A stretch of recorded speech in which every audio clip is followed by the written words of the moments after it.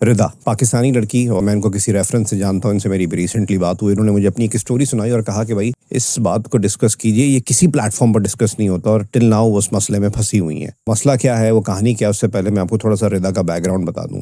एक बड़ा ज़बरदस्त महकमा है और रिदा के जो वालिद थे वहाँ पे काम किया करते थे, सरकारी मुलाजिम थे, और वो अपनी ओहदे से ज़्यादा अपनी काबिलियत की वजह से पाकिस्तान के मुख्तलिफ हलकों में जाने पहचाने जाते थे। ये उनकी बेटी थी और इनकी जो अक्सर ज़िंदगी थी रिदा की, इनके बहन भाई ये सरकारी रिहाइश गाहों, कैंट एरियाज़ वहाँ पे गुजरी थी, मुख्तलिफ शहरों में अपने वालिद साहब की जहाँ जहाँ तबादले होते थे वहाँ रहते थे। तो इस बड़े डिसिप्लिन्ड माहौल में रहने वाले और बड़ी दीनदार फैमिली थी, बड़े कंट्रोल्ड एनवायरनमेंट में। ऐसे एरियाज़ के जो बच्चे अच्छे एनवायरनमेंट में और घर का माहौल भी अच्छा हो तो बड़े ज़्यादा कोई स्ट्रीट स्मार्ट नहीं होते।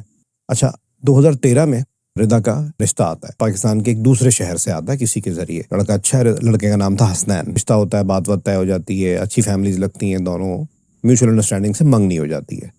मंगनी होने के बाद होता क्या है कि उस ज़माने में भी आपको पता है, आज तो व्हाट्सएप वगैरह बहुत ज़्यादा है, 2013 में थोड़ा कम था, कभी कभी ईमेल पे भी कम्युनिकेशन हो जाया करती। तो रिदा को एक ईमेल आती है। ईमेल थी उसके ससुर की तरफ से, होने वाले ससुर, अभी तो मंगनी हुई थी, यानी कि हसनैन के वालिद। ईमेल ये थी कि मैं एक जी ज़बरदस्त मेरा तो एक करियर है और मेरा एक बड़ा बिजनेस है और मेरा बेटा तो स्ट्रगलिंग पीरियड में, तुम मुझसे शादी कर लो। अब इसमें तो आंखें खुली की खुली रह गई रिदा की कि भाई ये मामला क्या है। वाकई में बहुत बड़े बिजनेसमैन थे वो पाकिस्तान के। तो इसने अपनी वालदा को दिखाई, भाइयों को बताया, वाले साहब को नहीं बताया था अपने रिदा ने। डेफिनेटली इसका रिएक्शन यही था कि मंगनी टूट गई, रिश्ता ख़त्म कर दिया गया। 2-3 दिन बाद रिदा की वालदा के पास कॉल आती है खातून की। ये खातून थी असल में भाभी हसनैन की, यानी कि रिदा की होने वाली, अगर शादी हो जाए तो रिदा की जेठानी की। कॉल ये थी कि देखें जी, हसनैन के 2 भाई ऑलरेडी ऑस्ट्रेलिया में रह रहे हैं और हसनैन की भी जॉब का ऑलमोस्ट यहाँ पर हो चुका है। कुछ अरसे में हसनैन हमारे पास आ जाएगा। हम जानते हैं किस वजह से आपने रिश्ते को मना किया है। आपकी जो गिला है वो अपनी जगह बिल्कुल सही है, बिल्कुल वैलिड है, लेकिन आप इस बात को समझें, लड़के में प्रॉब्लम नहीं है, हमारा देवर बहुत अच्छा है, आप प्लीज़ इस चीज़ को मना ना करें। और हमारी कमिटमेंट ये है कि जैसी शादी होगी वो पाकिस्तान में वहाँ नहीं रहेगी, डायरेक्ट ऑस्ट्रेलिया में ही लेके शिफ्ट होगा। और अब इसके पास डॉक्यूमेंट्स कंप्लीट है, इसकी जॉब हो चुकी है, पढ़ा लिखा था हसनैन, जारी बात है उसका अच्छा करियर वहाँ पे शुरू होने वाला था। रिश्ता दोबारा तय कर दिया गया और निकाह हो गया। अच्छा, रिदा की जो सास थी उनका इंतकाल इनकी मंगनी, इनके निकाह से कोई 2-2.5 साल पहले हो चुका था। बहरहाल जी शादी हो गई। शादी होने के बाद एज पर कमिटमेंट वो ऑस्ट्रेलिया लेके इनको चला गया। जिस दिन शादी हुई थी इन लोगों की, उस दिन एक राज अफशा होता है। रिदा के ससुर की भी 2 दिन बाद शादी थी, यानी कि रिदा के ससुर ने भी पहले अटेम्प्ट की अपनी बहू पे, बहू से शादी नहीं हो सकी तो उन्होंने कहीं और शादी कर ली। अब वो उनकी कोई प्रॉब्लम थी, क्या मामला था, बहरहाल जी उन्होंने शादी कर ली है, पता लगा, लेकिन वो एक इस चीज़ का ताल्लुक नहीं था और पहले चीज़ें क्लियर हो चुकी थी कि भाई सही है, वो तो लेके शिफ्ट हो जाएगा, हमारा इससे लेना देना नहीं है। रिदा अपनी नई ज़िंदगी उसने ऑस्ट्रेलिया में शुरू की हसनैन के साथ। 7-8 साल तो बहुत अच्छे गुजर गए, यानी कि 2021-22 तक तो बहुत अच्छा टाइम गुजरा। ससुर आते थे लेकिन वो ज़्यादातर ऑस्ट्रेलिया में ही, ये लोग एक ही शहर में रहते थे। जो बाकी जो 2 जेठ थे और हसनैन, तो वो ज़्यादातर अपने दूसरे बेटों के ही रुकते थे, इनके यहाँ रुकते नहीं थे।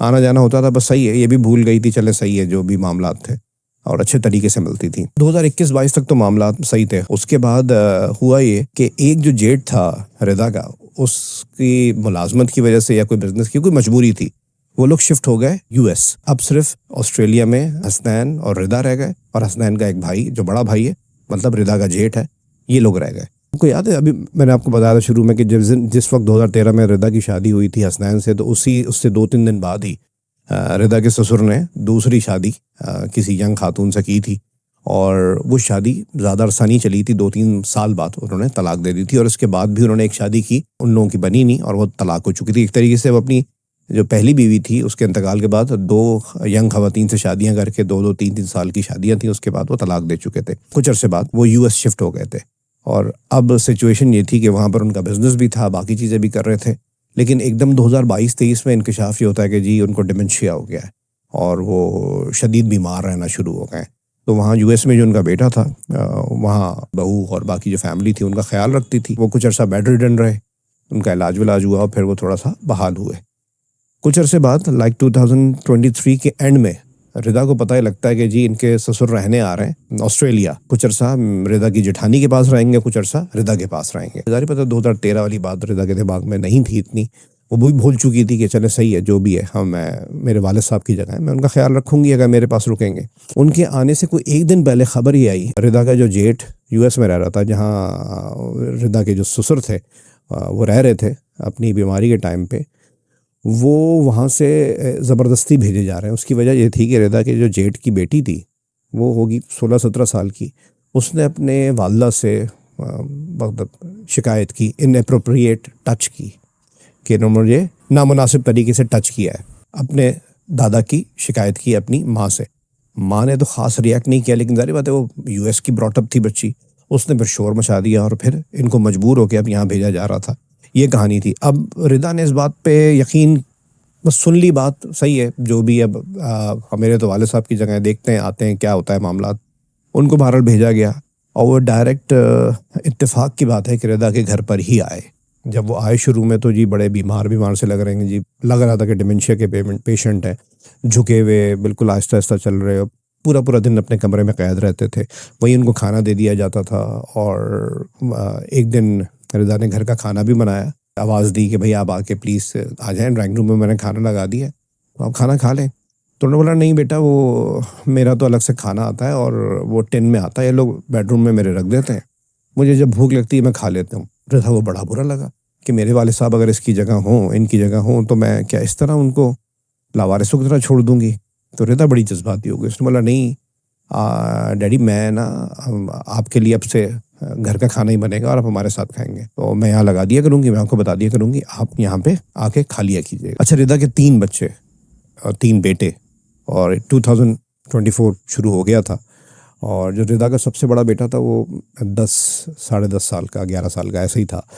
तो पर रिदा कोशिश करती थी, रिदा को अक्सर आंखों में आंसू आ जाते थे कि भाई पता नहीं उन पर इल्ज़ाम लगा भी है, सही नहीं लगा, क्या प्रॉब्लम है। बहरहाल वो बड़ा अपना बाप की तरह उनका ख्याल करती, कोशिश करती कि उनकी खिदमत करे, और ये उसको अच्छा नहीं लगता था कि मेरा शौहर इनको टिन में ला के खाना दे देता है। और बहरहाल उसने घर के खाने के लिए सारे अरेंजमेंट इनके शुरू कर दिए और सुबह बड़ा ज़बरदस्त उनके लिए नाश्ता तैयार कर दी। एक दिन रिदा ने खाना तैयार किया और हस्बे आदत अपने ससुर को आवाज़ लगा दी तो कि जी खाना लग गया, प्लीज़ आप आ जाएं। तो ये कमरे से निकले नहीं, इसने अपने बेटे को बोला जाओ बेटा, दादा को बुला के बोलो कि खाना लग गया। दादाजी आए, बाहर खाना खाने लगे। अच्छा, ये खाना लगा के किचन में चली गई, ड्राइंग रूम के साथ ही किचन था। थोड़ी देर बाद इसको आवाज़ दे के बुलाते, बोला शायद कुछ खाने में कमी बेशी होगी। बुलाते हैं, बोलते हैं I have a surprise for you. तो कहती हैं जी क्या सरप्राइज़ है। कहते हैं मैं तुम्हें प्रपोज़ करना चाहता हूँ। इसकी आंखें खुली की खुली रह जाती हैं, और मैं तुम्हें एक बेहतरीन लाइफ देना चाहता हूँ। इसने बोला, मतलब इसको कुछ समझ में नहीं आया और ये घबराहट के मारे इसके 2-3 कदम पीछे होना शुरू हो गई। तो उसने देखा कि उसका जो सबसे बड़ा बेटा है वो पीछे खड़ा हुआ है।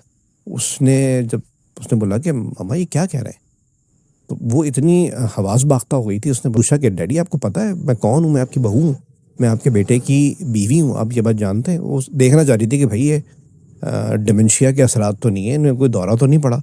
वो जवाब देते हैं कि हाँ हाँ मुझे पता है, कोई बात नहीं, वो हम एडजस्ट कर लेंगे। ये बिल्कुल इसके पास तो अल्फाज ख़त्म हो जाते हैं। कहती है आप सोच समझ के बात कर रहे हैं या आपकी तबीयत ख़राब है, कोई प्रॉब्लम है। बोलते ओहो सॉरी, मुझे तो याद ही नहीं बेटा, मैंने क्या कहा था। एकदम जैसे वही ना डिमेंशिया हो, मुझे तो डिमेंशिया है। अच्छा, 2-3 दिन बाद ये किचन में खाना बना रही होती है और इसको एहसास होता है कि कोई मेरे पीछे खड़ा है। अच्छा, इसको ये पता था कि मेरे बच्चे भी कभी इतना करीब आके खड़े नहीं होते। मुड़ के देखा तो ससुर खड़े हुए थे। उस दिन इसने बहुत सख्ती से उनको तंबीह की, ये आखिरी दफ़ा है और अगर आपकी तबीयत ख़राब है तो प्लीज़ आप रूम से ना निकला कर। और फिर इसने उस दिन अपने आगे शौहर को भी बताया। शौहर ने बोला कि देखो ये बीमारी की वजह से है या जो भी मामला है, मैं तुम्हारी बात समझता हूँ, लेकिन हमें इसको देखना पड़ेगा। इसने बोला देखें बीमारी है तो जाके डॉक्टर को चेक करवाएं, कंफर्म करवाएं कि दवाइयाँ असर नहीं कर रही। और उसके दिल में एक बात चल रही थी, जारी बात है 2013 जो याद है जब शादी हुई थी, उन्होंने ऑफ़र भी कर चुके हैं, फिर अभी एक दिन पहले ऑफ़र कर चुके हैं, फिर अब ऐसे आके करीब आके खड़े हो गए। उसके दिमाग में तो कन्फ्यूजन था कि भाई डिमेंशिया है तो मैं अपने बाप की तरह समझ के इनकी खिदमत कर लेती हूँ, लेकिन ये जो अटेम्प्ट्स हो रही हैं इसका मैं क्या करूँ। इसको तंग करने का मुसलसल सिलसिला जारी रहता है। एक दिन ये नमाज़ पढ़ रही होती है और वो पीछे आके इसको एहसास होता है कि कोई खड़ा हुआ है। अब इसने सजदा लंबा कर दिया, डर के मारे सजदे से उठ ही नहीं रही है। काफ़ी देर बाद सजदे से जब ये उठी है और अत्तहियात पढ़ रही थी तो उसको आवाज़ आई कि जैसे मेरे शौहर कमरे में आए। तो उसने फ़ौरन सलाम फेरा तो उसने देखा कि शौहर हसनैन आया था कमरे में, वो अपने वालिद साहब को लेके बाहर जा रहा है। मतलब वही खड़े हुए थे और शौहर ने देख लिया तो वो आया और उस शौहर जो भी समझा वो उठा के उनको बाहर ले गया। एक तरीके से रिदा की ज़िंदगी अजीरन कर दी थी। रिदा का सबसे छोटा बेटा जब स्कूल से आता था, बस जब उसकी आती थी, बस लगवाई हुई थी उन्होंने, जो सबसे बड़ा बेटा था वो उतर के चला जाता था, एक और जो बेटा था वो भी स्कूल गया होता था। तो वो जो टाइम होता था ना कि घर में जब कोई नहीं है तो रिदा अक्सर कुंडी लगा लिया करती थी।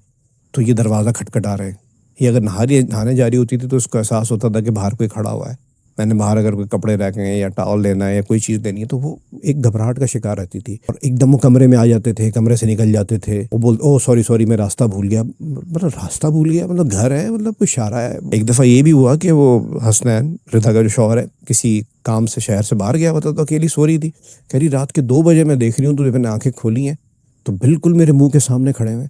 और मैंने बोला कि डैडी खैरियत है, कुछ चाहिए? तो कहते नहीं नहीं नहीं सॉरी, मैं असल में ना मुझे पता नहीं लगा, मैं गलत आ गया, मुझे ऐसा लगा मैं अपने रूम जा रहा हूँ। मतलब उसकी ज़िंदगी अपने आप को प्रोटेक्ट करने में लगी हुई थी, उसको समझ नहीं आ रहा था कि मेरे साथ हो क्या रहा है। एक दिन बाद हसनैन आया तो उसने बोला भाई ऐसे ऐसे आधी रात में हरकत हुई। तो हसनैन ने अपने भाइयों से मशवरा किया, फिर ये डिसाइड हुआ कि जी इनको कमरे में ही कुछ अरसा बंद रखा जाए, इनकी मेडिसिन वगैरह चल रही हैं, कमरे में ही खाना वाना दिया जाए। तो इन्होंने कमरे का दरवाज़ा इतना पीटा कि मोहल्ले के गार्ड्स लोग आ गए कि भाई को बच्चा बंद हो गया कमरे में, हुआ क्या है, वहाँ भी नहीं रख सकते। कमरे से निकलने के बाद गालियाँ कि तू मेरे बेटे को मेरे खिलाफ कर रही है, उसको इतनी गलीज़ गालियाँ बकी कि उसकी आंखें खुली रह गई। अब एक तरफ उसके बेटे सुन रहे हैं, एक तरफ उसकी वो खुद सुन रही है और उसका शौहर खामोश कि मैं इस वक्त अपने वालिद को क्या कहूँ। अब ये डिमेंशिया के पेशेंट हैं, वो क्या बताए कि पीछे उसके पीठ पीछे क्या अटेम्प्ट्स हो रही हैं और क्या मामला चल रहे हैं। जैसे कि मैंने आपको बताया था कि दीनदार बैकग्राउंड की ये खातून थी, दीनी मालूमात रखती थी। ऑस्ट्रेलिया में जो कुछ पाकिस्तानी इंडियन मुस्लिम फैमिलीज़ थी तो उनको फ्री ऑफ कॉस्ट फ़ी सबीलिल्लाह ये कुरान भी पढ़ाया करती थी। तो इसके घर में यंग लड़कियां आती थी, कोई क्लास 9th की है, कोई फर्स्ट ईयर की है, सेकंड ईयर की, मतलब वहाँ तो अलग एकेडमिक्स हैं, उनके अलग लेवल्स हैं। मैं आपको एज का अंदाज़ा था, 13 14 15 साल की लड़कियाँ आती थी। तो एक दिन वो बच्चियाँ बैठी थी तो ये आ जाते थे, ड्राइंग रूम में बैठ जाते थे तो जाते ही नहीं थे। तो फिर इसने किया गया कि बहुत सी लड़कियों को बोला कि मैं तो मेरा बेटा ऑनलाइन पढ़ा दिया करूँगी, बस 1-2 दिन में ना मैं सेटअप कर लेती हूँ तो मैं ऑनलाइन पढ़ाऊँगी। इन्होंने ये बात सुन ली थी। हुआ क्या, जब लास्ट डे था ना तो बच्चियाँ बैठी हुई थी, वही 13 14 15 साल की यंग बच्चियाँ, उनके सामने आके इन्होंने अपनी बहू को यानी कि रिदा को गले लगाया, अरे यार मेरी बच्ची, मैं तुम्हारे बाप की तरह हूँ, और ज़ोर से हक किया और बेटा और उसके माथे पे प्यार किया कि देखो तुम नाराज़ हो जाती हो और ये और वो। अब जाहिर बात है बच्चियाँ बैठी हैं, बाहर वाले बैठे हैं बच्चियों के सामने और रिएक्ट नहीं कर सकती, वो जानती थी इस बात को, वो इनको पीछे धक्का नहीं दे सकती कि पता नहीं क्या इशू फैल जाएगा, क्या मोहल्ले में बात फैल जाएगी, मतलब मेरा बदनामी हो जाएगी, सब जानते हैं जी शरई रिश्ता है, ससुर है और ये और वो। लेकिन वो इनकी नीयत भी जानती थी, इनकी बॉडी लैंग्वेज भी समझती थी। रिदा ने बोला कि मुझे कभी कभी लगता है कि मैं किचन में खड़ी होती हूँ, मेरे पास आसपास घूमते रहते हैं, और भी चीज़ें कुछ उसने मुझे बताई जो मैं नहीं बताना चाहता। किचन में एक ही दरवाज़ा है और एक खिड़की है, दरवाजे पे ये अक्सर पहरा देना शुरू हो जाते हैं तो खिड़की बजती है, मुझे लगता है मैं खिड़की से कूद के अपनी जान दे दूँ और मेरे पास कोई ऑप्शन नहीं है। मैं ज़्यादा कुछ बोलूँ तो मेरी जेठानियाँ, मेरे जेठ और सब मुझे बताते हैं वबिल वालिदैन एहसान, कि जी हमारे दीन में कहा गया है कि माँ बाप पर एहसान करो, तुम्हारे बाप जैसे हैं, हमें जो दीनी रेफरेंसेस दिए जाते हैं। लेकिन जहाँ मेरी इज्जत स्टेक पर हो तो मैं इनको अपना बाप समझ के इनकी खिदमत कैसे करूँ। अच्छा, ऑस्ट्रेलिया में जो इनका दूसरा जेठ रहता था उसके पास भी 1-2 दिन रह कर गए, उसकी बेटियाँ थीं, 1-2 दिन रहने के बाद ही ना फ़ौरन इनके घर भेज दिया। अब वहाँ पर क्या हुआ क्या नहीं हुआ, बात ये फैलाई गई कि इनकी जो जेठानी थी उसको जी गलीज़ गालियाँ दी और ये और वो, और फिर ये बीमार है। तो फिर फैसला ये किया दोनों भाइयों ने, रिदा ने यही कहा था कि भाई इनको डॉक्टर को दिखाएं, इनके जो भी चेकअप्स वगैरह हैं वो चेक करवाएं कि डिमेंशिया की इनकी बीमारी अगर है तो उसको सही दवाई मिल रही है या कोई और दवाई चेंज होने की ज़रूरत है। दिखाया गया डॉक्टर को, जी वाकई में ये अल्जाइमर्स के पेशेंट हैं, इनको प्रॉब्लम है। रिदा ने बोला कि देखें ये मामलात हुए हैं और बहुत सी चीज़ें मैं आपको नहीं बता रही हूँ, तो प्लीज़ ये जो यूएस में आपके दूसरे भाई हैं वो इतने सालों से देख रहे थे तो उनके पास भेजें, उनके पास अगर कोई इंतज़ाम है। उनसे बोला गया, उन्होंने देखें जी रिसेंटली मेरी बेटी के साथ भी मामला हुआ है और हम 7-8 साल से ये हमारे पास आते थे जब सही हैं, अब 2-3 साल से जब बीमार हैं, फिर 7-8 साल हम ही तो देख रहे थे, अब हमें भी ब्रेक मिलना चाहिए, आप लोग देखें। फिर वही बात क्या, देखें ये दीन में कहा गया है, फिर दीन उसको पता था बड़ी दीनदार है रिदा, तो सब लोग दीन का नाम लेके इसके ऊपर बोझ डालते कि जी हमारे मज़हब में बात कही गई और आपने ख्याल रखना है। कोई ये नहीं देख रहा कि बाकी चीज़ें क्या हो रही हैं और सब अपनी बेटियों को प्रोटेक्ट कर रहे हैं। मतलब रिदा अगर वहाँ पे उसका बाप नहीं है तो क्या रिदा लड़की नहीं है, औरत नहीं है, उसकी इज्जत नहीं है। अच्छा, बार बार ये अपने बेटे को भी कहते थे, जब इनको गुस्सा आता था ना, जब बेटे के सामने इनको गुस्सा करना होता था, जब ये दूसरी वाली अटेम्प्ट्स नहीं कर रहे होते तो बोलते थे तुम्हारी बेगम बदकिरदार है, गालियाँ वालियाँ देते थे।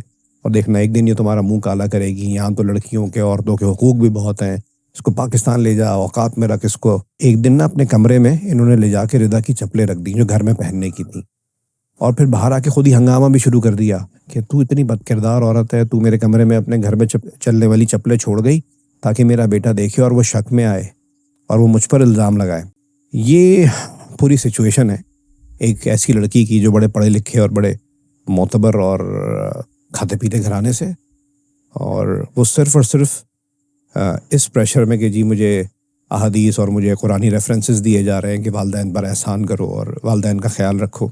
लेकिन शरीयत मेरे ख्याल से ये तो नहीं कहती कि आप किसी भी लड़की की, किसी भी औरत की इज़्ज़त से ज़्यादा ज़रूरी ये है कि वो अपने माँ बाप या अपने ससुर का ख्याल रखे।